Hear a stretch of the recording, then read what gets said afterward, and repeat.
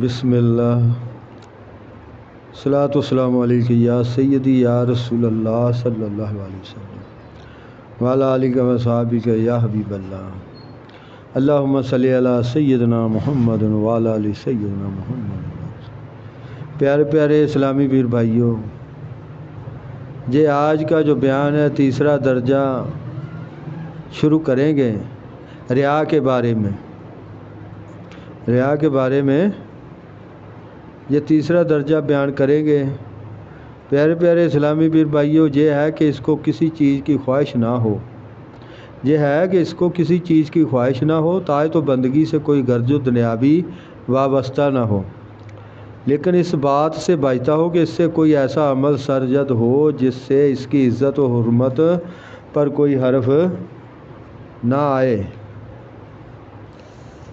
عزت و حرمت کا تحفظ پیش نظر ہو، جس طرح ہم زہاد اور صالحہ کو دیکھتے ہیں کہ وہ اس کا ہر دم خیال رکھتے ہیں۔ مثلاً اثناء راہ میں کوئی نظر آئے تو اس کا سر جھکا ہوا پائے اور خرامہ چل رہا ہو، تاکہ لوگ اس کو دیکھ کر یہ نہ کہہ سکیں یہ شخص غفلت شار ہے، بلکہ یہ سمجھیں کہ راستہ چلنے میں بھی یہ شخص دین کے کاموں سے فارغ نہیں ہے۔ یا اگر اس کو ہنسی آ جائے تو اپنی ہنسی کو روک لے، تاکہ لوگ اس کو ہنسوڑا اور ٹھٹھے باز نہ سمجھیں۔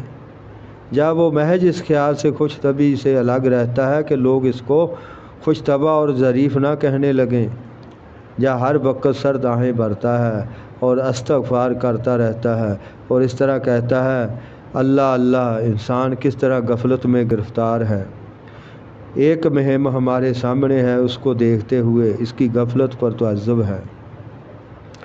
پیارے پیارے اسلامی پیر بھائیوں، اللہ تعالیٰ اس کے دل کے راز سے آگاہ ہے کہ وہ لوگوں کے سامنے تو اس طرح تقریر کرتا ہے، لیکن اگر وہ تنہا ہوتا تو اس طرح کبھی بھی استغفار نہ کرتا اور اس طرح دل سوجی کی باتیں نہ کرتا۔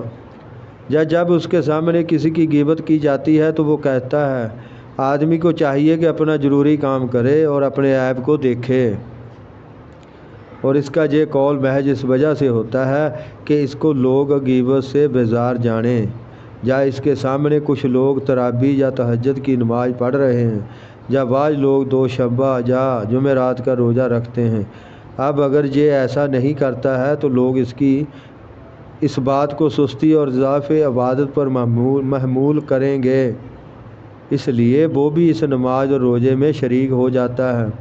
یا وہ عرفہ یا عاشوراء کے دن روزہ تو نہیں رکھتا، لیکن پیاس کے باوجود پانی نہیں پیتا، تاکہ لوگ اس کو بھی روزہ دار سمجھیں، یا اس کے روزہ نہ رکھنے پر واقف نہ ہو سکیں۔ یا جب اس سے کہا جائے کہ کھانا کھائیں تو جواب میں کہے کہ مجھے ایک عذر ہے، یعنی روزہ دار ہوں، جب کہ حقیقت میں ایسا نہیں ہے۔ ایسی حرکت کر کے اس نے دو برائیوں کو جمع کیا ہے، ایک تو نفاق کیونکہ وہ خود روزہ دار نہیں، دوسرے صاف گوئی سے بچ رہا ہے۔ صاف یہ نہیں کہتا ہے کہ روزہ دار ہوں اور اپنی عبادت کو میں ظاہر کرنا نہیں چاہتا، کیونکہ اس نے یہ کہا کہ مجھے ایک عذر ہے، یہ نہیں کہا کہ میں روزے سے ہوں، اور مقصد یہ ہے کہ خود کو مخلص ظاہر کرے۔ کبھی کبھار ایسا بھی ہوتا ہے کہ پیاس سے بے تاب ہو کر اس نے پانی پی لیا، لیکن اپنی مشیخت اور بزرگی کے تحفظ کے لیے لوگوں سے کہا کہ کل میں بیمار تھا اس لیے آج روزہ نہیں رکھا، یا فلاں شخص نے میرا روزہ کھلوا دیا، اور لفظ فی الحال استعمال نہیں کیا، محض اس اندیشہ سے کہ لوگ اس کو ریا سمجھیں گے۔ کبھی ایسا ہوتا ہے کہ کچھ دیر کے بعد اثناء گفتگو میں کہتا ہے کہ ماں کا دل بہت نرم ہوتا ہے، وہ سمجھتی ہے کہ اگر بیٹے نے نفلی روزہ رکھ لیا تو مر جائے گا، یعنی میں نے محض والدہ کی خاطر سے روزہ نہیں رکھا۔ یا اس طرح کہتا ہے کہ جب لوگ روزہ رکھتے ہیں تو رات کو جلد سو جاتے ہیں، ان سے شب بیداری نہیں ہوتی،